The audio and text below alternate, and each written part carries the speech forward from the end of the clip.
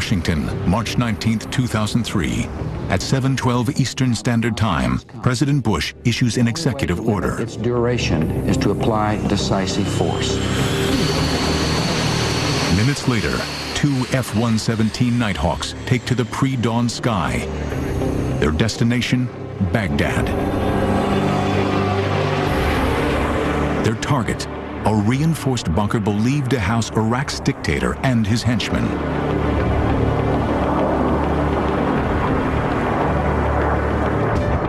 Undetected, the black jets pierce the most heavily defended airspace on Earth and prepare for a decapitation strike, one that could end a war even before it begins.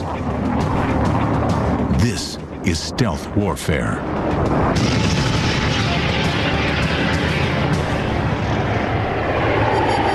For as long as aircraft have been used in combat, efforts to make them invisible to the enemy have been ongoing.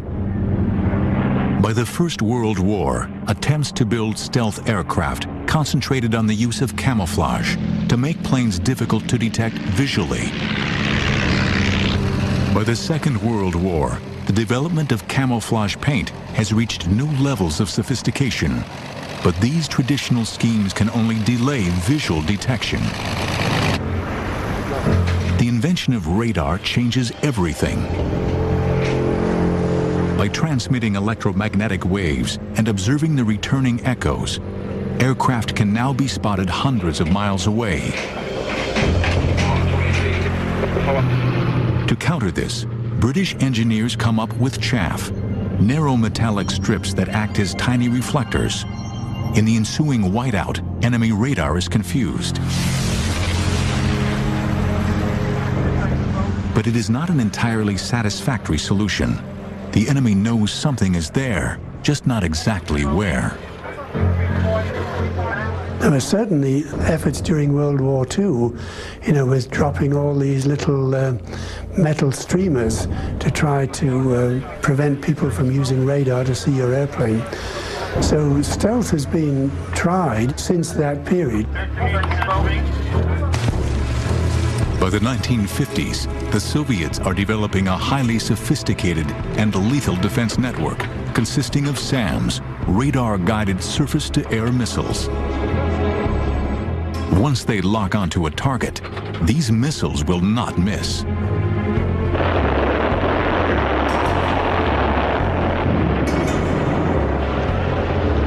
The development of these weapons sends shockwaves around the world.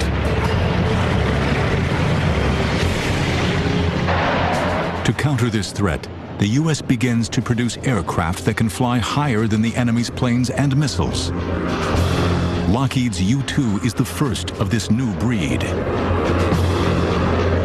The U-2 is an attempt to keep an airplane from being struck down by enemy fire. And we're looking at altitude being its primary defense against missile threats from the ground. But in May 1960, disaster strikes. A U-2 flown by Francis Gary Powers over the Soviet Union is shot down by a SAM. Flying at high altitude is no longer sufficient. Lockheed adds speed to the equation. Flying at Mach 3 at 80,000 feet, the SR-71 Blackbird is untouchable. But the reconnaissance aircraft is still detectable to radar.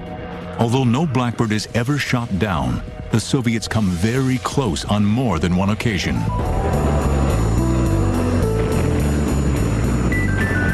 During the Vietnam War, anti-aircraft systems massively disrupt U.S. air operations.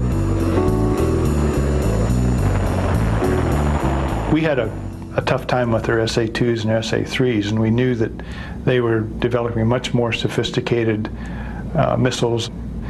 We knew that just conventional airplanes were not going to be able to survive in a high-dense, coordinated missile defense system. In 1973, during the Yom Kippur War, the Israeli Air Force loses 109 strike aircraft in just 18 days.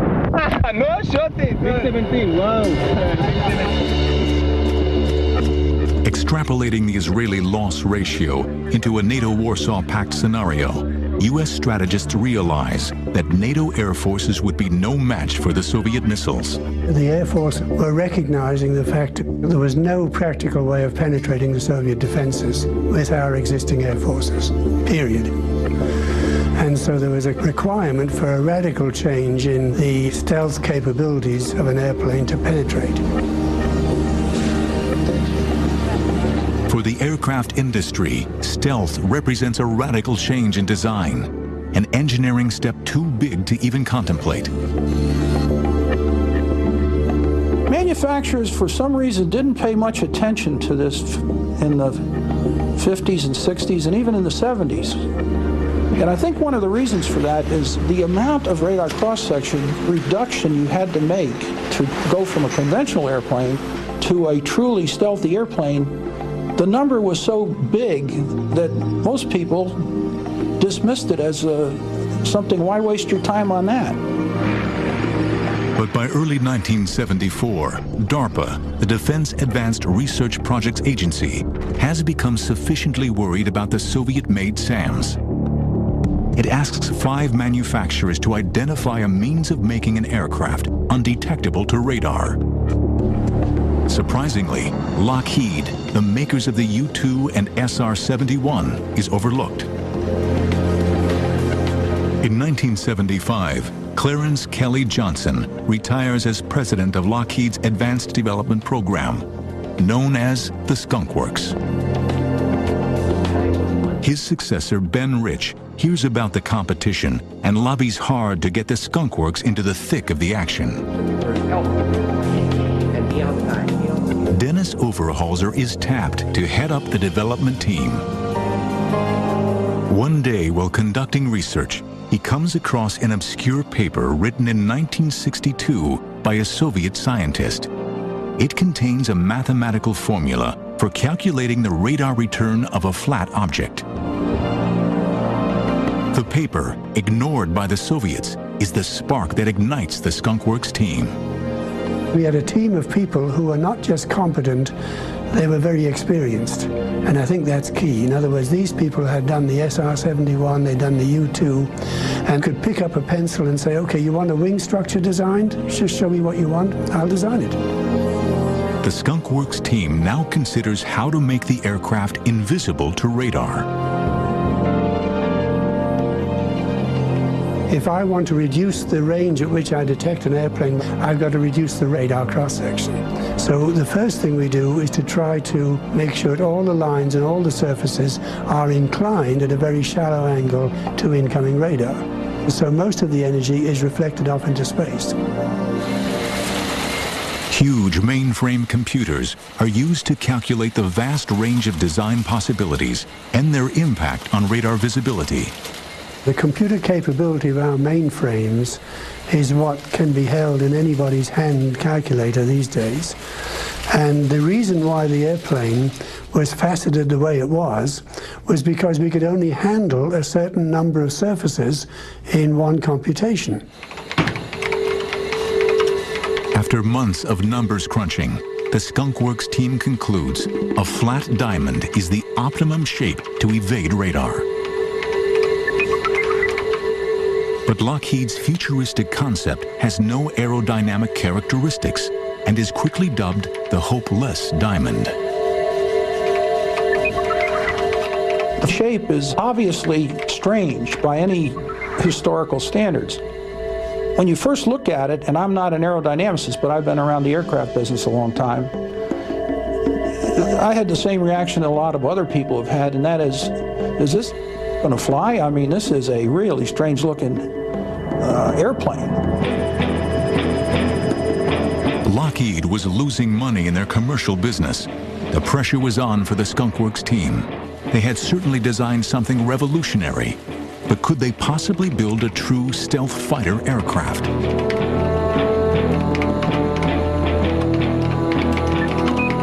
Would the hopeless diamond defy its critics and fly? In March 1990, an SR-71 Blackbird set a coast-to-coast speed record when it flew from Los Angeles to Washington, D.C. in just 64 minutes. Its average speed was 2,144 miles per hour. By the mid-1970s, the Cold War was getting hot.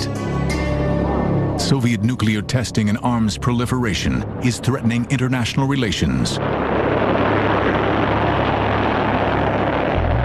America's fear of the Red Threat was definitely alive. In this, the Skunk Works at Lockheed labors 24/7 to turn a flattened diamond outline into a flying delta-wing stealth aircraft. If we take this diamond shape and chop some pieces out of it, that's pretty much how the airplane was evolved. We just started from that very simple concept and chopped it around until we got something that looked like an airplane. In April 1976, armed with these new futuristic outlines, DARPA declares Lockheed the winner of its competition. Under the codename Have Blue, the design stage will be supervised by the Air Force. Fearing espionage, the Air Force imposes the highest level of security imaginable. Everything stays inside the building, and the building has no windows. And you just don't talk about it when you're outside, and you have the minimum amount of government people who actually interact with you. Very few of the senior management of Lockheed Corporation in the corporate office or elsewhere knew of the existence of this program. They did not know it existed. But the staff at Skunk Works knows all about sensitive operations. Well, there's always sort of a wartime environment at the Skunk Works, which goes back to the U-2 operations and the SR operations. We're always doing things in a clandestine sense, and we're always sort of, quote, at war when the rest of the services and the rest of the country is not. Now Have Blue is the most top-secret program in the country. Under extraordinary conditions, 2 technology demonstrator aircraft are to be produced. One, to test the basic flying qualities of the design. The other, its stealth. But there are some major challenges ahead. Alan Brown tackles the crucial problem of reducing the plane's radar cross-section. The inlets on an airplane looking nose-on are really the dominant source of return. The energy goes in the inlets and rattles around and just comes right back like these 2 lighthouse beams. So if you can reduce that, then you've pretty much taken care of the rest of the airplane. So I came up with a fiberglass grid which incorporated an absorbing material. And we used to call it the Roach Motel because there was an ad at that time on TV for the Roach Motel. Roach Motel. The roaches check in, but they don't check out. And that was the theme with the radar waves. The waves were absorbed to a large extent by the filter at the front, but what did get through to the engine face could not come out again. Finally, RAM, radar-absorbing materials, are added to minimize the remaining radar signature. The radar-absorbing material was made in sheets like linoleum. And then these sheets were cut to fit the facets of the airplane, the flat surfaces, and then they were put on adhesively. So it took quite a bit of manpower to do all this work because the whole airplane was covered with this stuff, and it had to be done very precisely. By the summer of 1977, American moviegoers are in the grip of Star Wars mania. Meanwhile, their own government is turning science fiction into science fact. In November, the Have Blue prototype is secretly transported to the Nevada desert for a series of covert test flights. The following month, as America goes about its business, unaware of the highly classified project, the world's first stealth aircraft makes its maiden flight. The Have Blue demonstrated that we could indeed take an aircraft that was shaped the way it needed to be shaped, turned out to be a very unstable airplane, and we could make that airplane fly, and fly quite well. But But after just 6 months of test flights, disaster strikes. On May 4th, 1978, the first prototype suffers engine failure and crashes. The pilot, Bill Park, ejects. And then 2 months after crashing Airplane 1, after much agonizing and soul-searching and reviewing and changing, we were airborne again in Airplane 2 and out measuring our stealth machine. The plane proves almost invisible to all but the most advanced radar systems. And head-on, Have Blue is undetectable. The program is a huge success. Then, in July 1979, disaster strikes the second Have Blue prototype. The airplane was conducting a routine stealth flight where it flies past the radar systems on the base, and Ken noticed that he was losing control, and he got a fire indication back at one of the exhausts. I realized things were bad, and I did start talking to the home plate and let them know that things weren't going well, and about that time the airplane went totally out of control. And he had a very hard time even to be able to reach the control to be able to eject himself. But he finally did that. The airplane tumbled, much like the way Bill Park's airplane had tumbled after he ejected. And it was going straight down, not in a spin, just in a flopping maneuver. The Have Blue airplane hit the ground. It burned pretty good. Both Have Blue prototypes have been destroyed. The development of the most advanced aircraft ever built has ground to a halt. But from the ashes of its own destruction, Lockheed's stealth fighter is about to be reborn. Before it was given an official name, the F-117 was given a variety of nicknames, including Cockroach, Black Widow, and Wobblin' Goblin, referring to the aircraft's instability at low speeds. In just 8 months, both prototypes of the Have Blue stealth development program have crashed. Yet despite the problems, the aircraft's invisibility to radar has been a success. The Air Force decides to award a production contract to Lockheed. $340 million in covert funds are made available for the production of a full-scale development aircraft, codenamed Senior Trend. When we first started on the F-117, or Senior Trend as it was first called, there's always a crisis. And so we had to have an airplane within 18 months that would penetrate certain very particular areas of the world. So that was one of the reasons why the Senior Trend was brought forward with great rapidity. America's growing fear of Soviet missile buildup and nuclear capability brings the Cold War to new heights of tension. Producing a totally stealth fighter plane will give America an enormous lead in technology over the Soviets. The stakes could not be higher. Ivan was alive and well. We still had the Cold War really big and hot, and I was aware and was reminded constantly that the bad guys were out there looking for anything they could find.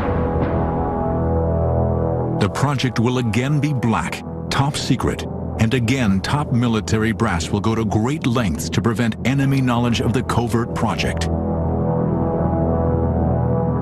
Even the American aviation business at large will not know what's going on. Everybody had to have a secret clearance, and everybody had to be specifically through the security system that allowed them into the program. A lot of your subcontractors don't know who they're dealing with. Maybe the president of the subcontractor does, but most of the people working on it, they don't know they're shipping anything to the Skunk Works. They just know they're making something and it gets put in a box and sent. To save development time and to avoid raising suspicions, the new aircraft will borrow some technology from existing jets. The flight control system is taken from the F-16, its cockpit features from the F-18, and its navigation system from the B-52. So in general, there was a philosophy that if you've got to have some radical stuff done, which takes a lot of effort, you make the rest of the airplane absolutely as conservative as possible, because you do not want to stub your toe in an area which you didn't need to. Finally, on June 18, 1981, 2 years after launching the program, the Senior Trend aircraft is prepared for its first flight over the Nevada desert.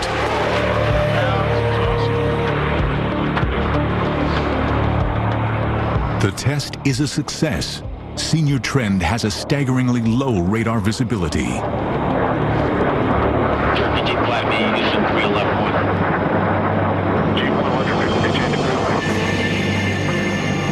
The world's first stealth bomber is delivered to the Air Force in August 1982. And an entirely new top-secret base is built in the Nevada desert at Tonopah.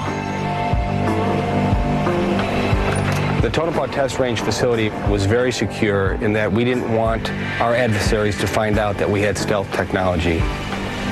We had secure procedures to enter the area, such as hand readers, which I had never seen before except on TV, and mostly in James Bond movies, but those procedures allowed us to enter the facility and keep unwanted personnel out. As a cover for the 117, the Air Force put in a squadron of A-7 attack airplanes that were supposedly testing some new weapon systems on these A-7s. We had a cover story in that all the pilots and maintainers flew the A-7 aircraft, and that was what we used to fly up to Tonopah and to come home. During the day, we kept all the F-117 hangared so that they could not be observed by flying aircraft, satellites, or any other technology. At night, under the secrecy of darkness, we would bring the aircraft out and fly them, and we would have them hangared again before sunlight. I might add that the 117s weren't flown at night only for security reasons. There was another even compelling reason that gets lost in the woodwork. I remember being in my office on the F-117, and Bob Dixon, who was the four-star head of Tactical Air Force, who was talking about the color scheme. And he said, "This airplane is going to fly at night, Brown, isn't it?" I said, "Yes, sir, it's fly at night." He says, "Well, paint the damn thing black." So we painted the damn thing black. First impression you get of the 117 is a Star Wars thing, the Darth Vader look about it. You see it head on, and you immediately, there's this large black, totally flat-plated, no rounded surfaces. What's unique about the F-117 is just the feeling you get when you walk up to it. Your heart really starts pounding. It's almost like you're approaching a woman that's maybe better looking than you ever thought you'd even be able to talk to. And so when you approach this woman, you do it carefully, but with a lot of respect. I always refer to it as a woman's evening dress, a little black dress. It's extremely sexy. It is a killing machine, though. Make no doubt about it. It is a killing machine, but it's a good-looking killing machine. A new unit, the 4450th Tactical Group, is created to fly the new black jet, and a new name is needed. The aircraft is given a surprising designation, the F-117. This was definitely an attack airplane, and of course the question then is, why is it called an F-117 when F stands for fighter? And again, we've got to go back to Bob Dixon, who was head of TAC, and he was going to use his very best fighter pilots on this program because it represented the top point of the Air Force. Well, no fighter pilot worth his salt is going to fly an airplane with a B designation in front of it, and maybe not an A designation, which means attack. So they called it an F, to make the fighter pilots feel like they're flying fighters. It's a fairly roomy cockpit for a single-seat fighter. I thought it would be a small kind of a cockpit, say like the SR-71 or the U-2. And when I actually got in it, there's plenty of room for all the equipment that's required to operate the aircraft. Without this flight control technology, the pilots would have a tough time flying the jet. I thought that I was going to feel a little bit disconnected, more like somebody operating a computer, where I might have been kind of along for the ride, inputting my vote here and there. I call it a wet bag of cement or a Coke machine. If it loses its ability to fly by wire, it is a inherently unstable platform. It has no glide. It will fall to the earth, probably and not in a polite fashion, I might add.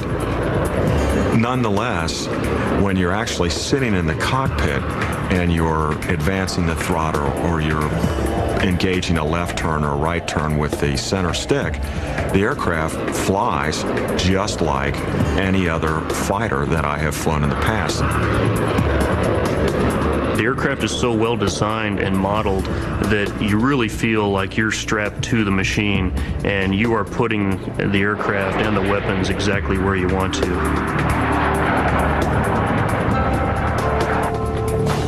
Nighthawks are armed with a weapons system that lets them strike at the heart of the enemy. High-tech laser-assisted mapping and guidance systems allow the black jets to release deep penetration bunker busters with pinpoint accuracy. The early flights of the F-117 prove that its principal function blows the competition away. The aircraft is all but invisible to radar. Stealth's development has, by any standards, been lightning fast. But the program has also been expensive.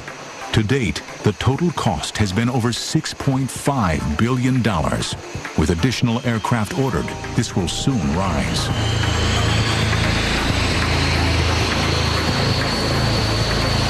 By the late 1980s, America has its conceptual aircraft, but one question remains. How will the most expensive aircraft in military history perform in combat? The answer would come sooner than anyone could imagine. Since radar emissions would give away its location, the F-117 does not carry radar. Instead, the aircraft navigates primarily by GPS and high-accuracy inertial navigation. November 10, 1988. The Air Force announces the existence of its top-secret F-117 at a Pentagon press conference, much to the surprise of many.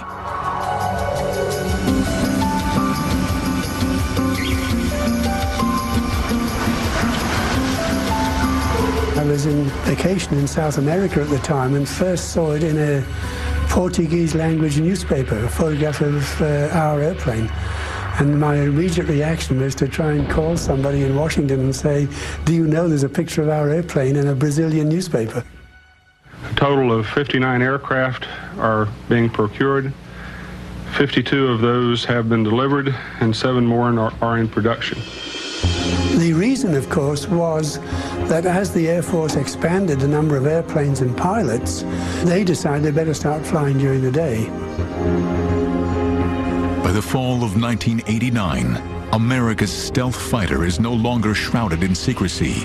The combat-ready F-117 is about to be unleashed. As president, I have no higher obligation than to safeguard the lives of American citizens. And that is why I directed our armed forces to protect the lives of American citizens in Panama and to bring General Noriega to justice in the United States. Though Panama has no radar-guided defense network, F-117s would spearhead Operation Just Cause. The aircraft was chosen not because it was stealthy, but because it could drop precision munitions at a dedicated time over target. Those two were keys to the mission. We had to make sure the weapons went where we aimed them, and we had to be on time because 30 seconds after our bombs went off, we had Navy SEALs and Delta forces jumping out of aircraft into those fields.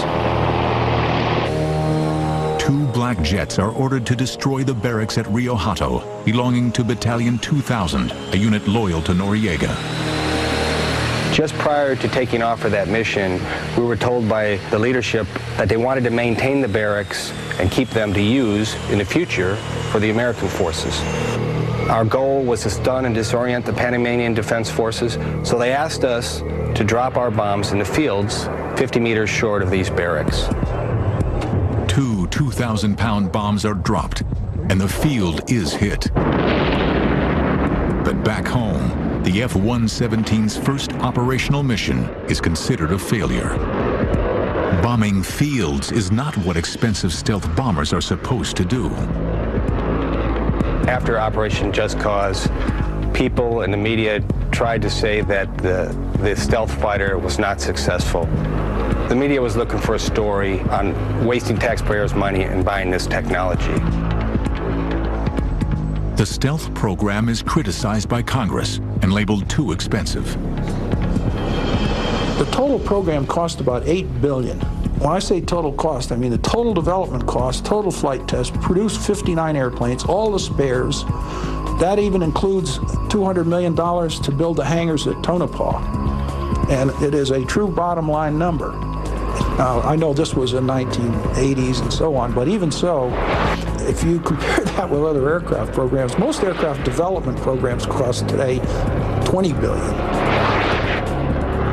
But the Air Force successfully champions the Nighthawk's case.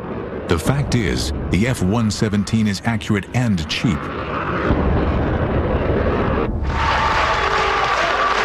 On August 2nd, 1990, Saddam Hussein occupies oil-rich Kuwait.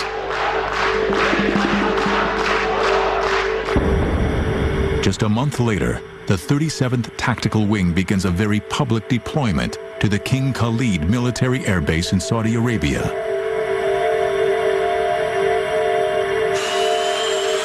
The disappointments of Panama will not be repeated during Operation Desert Storm.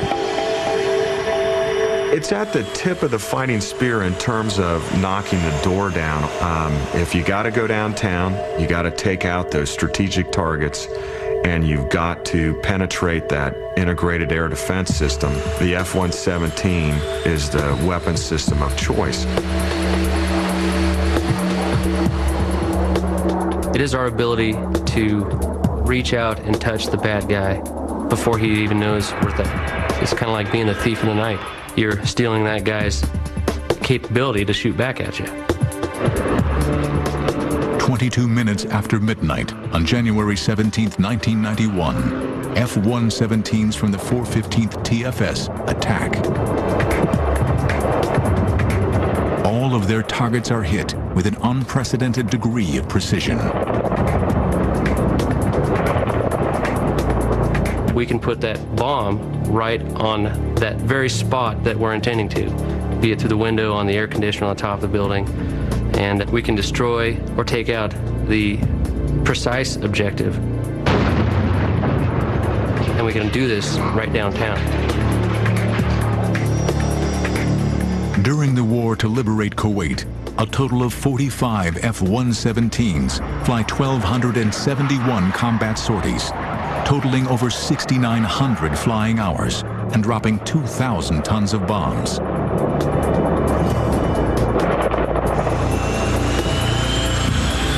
Representing just 2% of the attacking force, Nighthawks dropped almost 40% of the total number of bombs used in the conflict.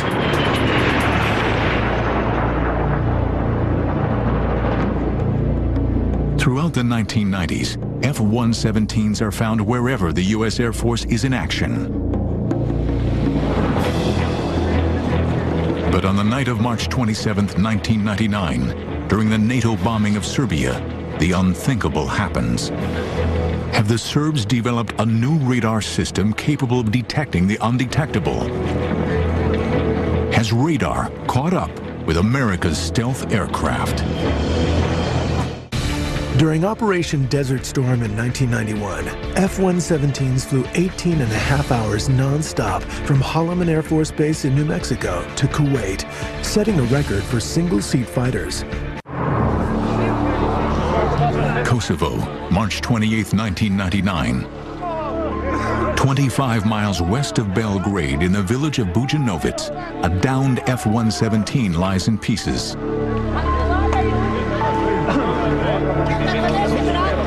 Serbian television transmits pictures of the wreckage around the world. The images send shockwaves throughout the U.S. as the Pentagon refuses to explain the cause of the crash. Get your cameras out and take your shot. During the course of the 1990s, there had been 6 major incidents involving F-117s. At an air show in Baltimore in September 1997, a black jet disintegrated in midair, crashing in a residential area.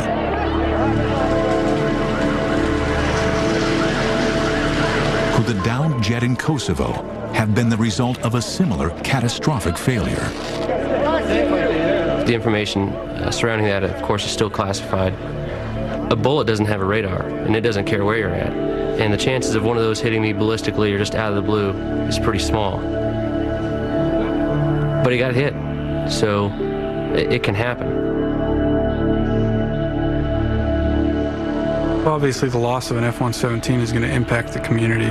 We don't own a lot of them as a country or as an Air Force, so losing one is significant. Whatever the cause of the crash, it did not affect the operational status of the world's first stealth aircraft. Post-September 11th, Saddam Hussein is once again seen as a threat in the Middle East.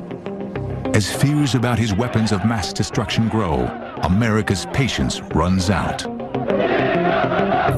Coalition forces have begun striking selected targets of military importance to undermine Saddam Hussein's ability to wage war. Now that conflict has come, the only way to limit its duration is to apply decisive force.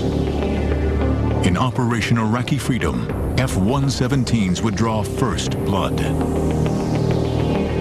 Flexibility is what the F-117 gave us in Iraqi Freedom.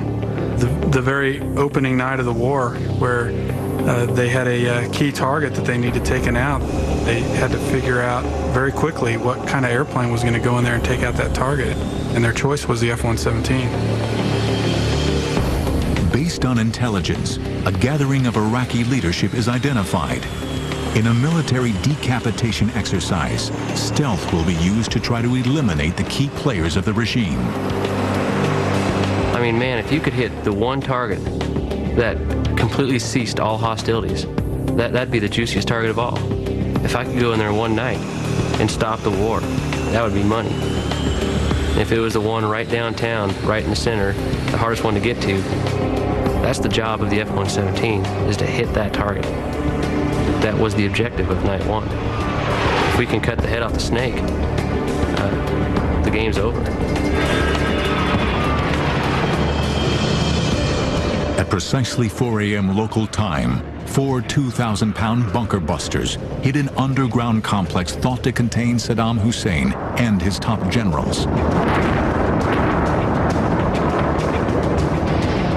Though the mission was a success, its objective failed. A defiant Saddam appeared on television a few hours after the strike. Iraq's dictator was still very much alive.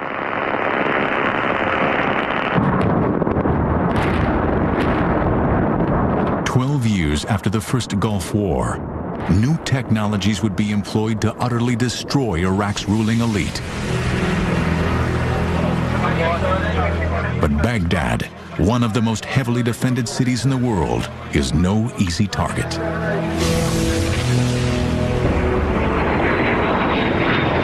The F-117 is a very mission planning intensive platform. Our tactics are all talked about, contrived, built on the ground and put into the computer. We put our tactics in this little black box, stick it in the aircraft, it sends it to the computer, I take off, I turn the autopilot on, and it's basically like pushing the go button on the jet. When you're flying it, the autopilot is flying the airplane doing exactly what the mission planners told it to do. However, what it isn't doing is not guiding the bombs to their target. So you have a very short period of time where you are doing your job. The rest of it is letting the airplane fly. Going downtown the first night for me, I had a lot of anxiety because I didn't have complete faith in the technology. I'd only been shot down before. So I was a little nervous about going downtown because you just don't know what to expect. And all the while, you're flying directly toward the city where all the bad things happen. And we knew Saddam didn't like our black jet. So here I am, knowing that, I mean, well, wouldn't I look good with an apple in my mouth on a silver platter on his table, you know what I mean?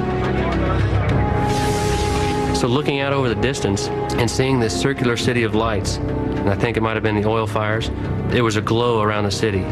That just added to the surrealism. You hit a predetermined point that we call an IP, which stands for initial point. Once you cross that point, the aircraft will make an appropriate turn or descent to align itself on its attack axis. All does it automatically. You're just systems managing at that point. And the next thing you know is AAA starts lighting up over the town. And I thought to myself, wow, that's a lot of lead in the air. And you keep looking at that point that turns you left into Baghdad. And you just stare at that thing going, boy, here it comes, here it comes. The next thing you know, you look to your right, lots of AAA, lots of SAMs, and the jet turns right into it. And you're like, oh my God, down the chute we go. Once it makes that initial turn onto its attack axis, you run through a series of steps. You want to check, for example, your fuel, your altitude, your time, where you're at in the timeline, and your speed. That will run you through this ballet of sorts to get you into that bombing run mode. I'm so thankful that I'm on the delivering end when I'm flying the F-117, because I would not want to be asleep in the middle of the night, or awake for that matter, and then have something that I never heard coming, never saw it. Although, in another respect, maybe that's the quick and painless way to go if you're the enemy. No official statistics on the effectiveness of Nighthawks during Iraqi freedom have been released, but its contribution was immense. No other aircraft in the U.S. arsenal can do the job it does so well. The F-117 was the first aircraft that was just purely designed around the idea of stealth and being able to go into a highly defended target area with near invisible capability, deliver precision weapons, and then get back out safely. And obviously it's proven itself several times in that scenario. The aircraft, designed in absolute secrecy at the height of the Cold War, is as potent a weapon today as it has ever been. The F-117 is capable of utterly destroying defense infrastructures without ever being detected. For its pilots, the advantage in modern warfare is unbeatable.